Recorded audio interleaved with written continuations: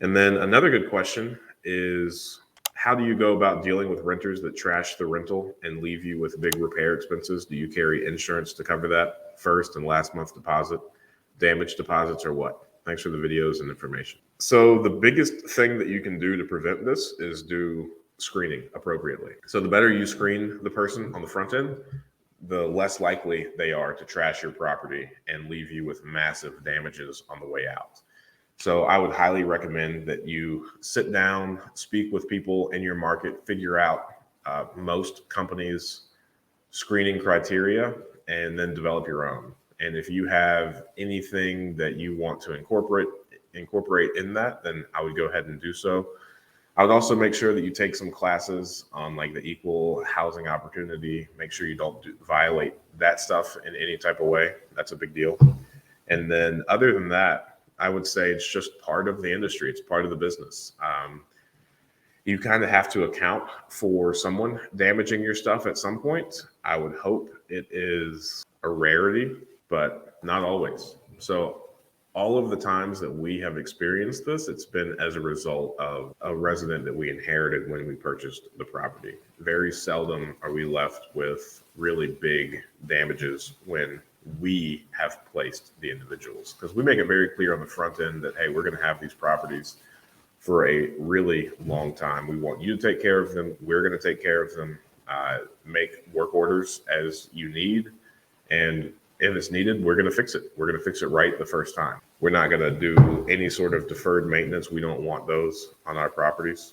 So that goes a long way. There isn't any insurance specifically for renters damaging your property. I have heard of some people getting it in like the vandalism and coverage under that. However, for the most part, causing excessive wear and tear is not something that can be insured against. So, and then another thing about the deposits, first and last month deposit, damage deposits. You know, the funny thing about real estate investing is it's really expensive. It's a really capital intensive industry. You can't charge someone a deposit high enough to cover all of the damages that they could potentially do. Similarly, you know, when I've spoken about capital expenditures and repairs and maintenance as people are analyzing properties and assuming that 10%, I don't think you could possibly set aside enough money on a monthly basis to cover all of the things that need to be done on those properties.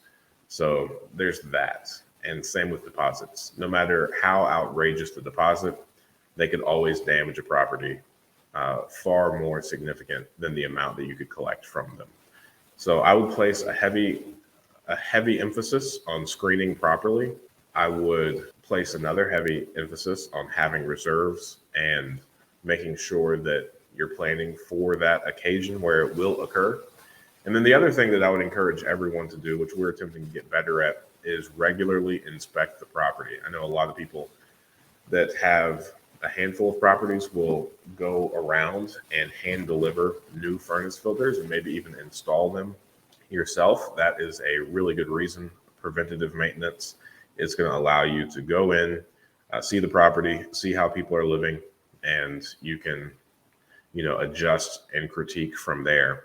However, at any scale, it's really difficult to do that. So we have partnered with a company called Rent Check, and we are using them, and it's really cheap, all things considered. And what Rent Check is it is a software or an app that allows you to, it is a resident facing app. So the person that's living in the property, they will pull up the app on their phone and they'll do a self-inspection.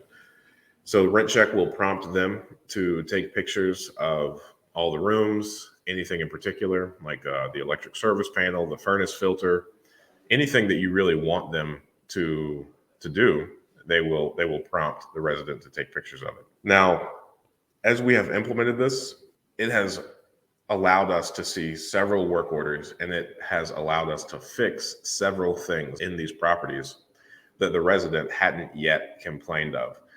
So I'm a huge fan of that, and that's going to help us, because some people don't report things because they don't think it's a big deal, and over time it is pretty detrimental to the property. Small leaks in kitchens and bathrooms are probably the biggest culprits here. Some people that aren't familiar with real estate or construction in any sense might think that a small bathroom leak is no big deal. Meanwhile, it is completely rotting away the subfloor. So we have purchased several properties that have had leaning bathroom floors that we needed to repair just because it has been an unreported leak for so long. So we're optimistic with our relationship with Rent Check. You can set it up to where it's a quarterly, a monthly, or even semi-annually inspection.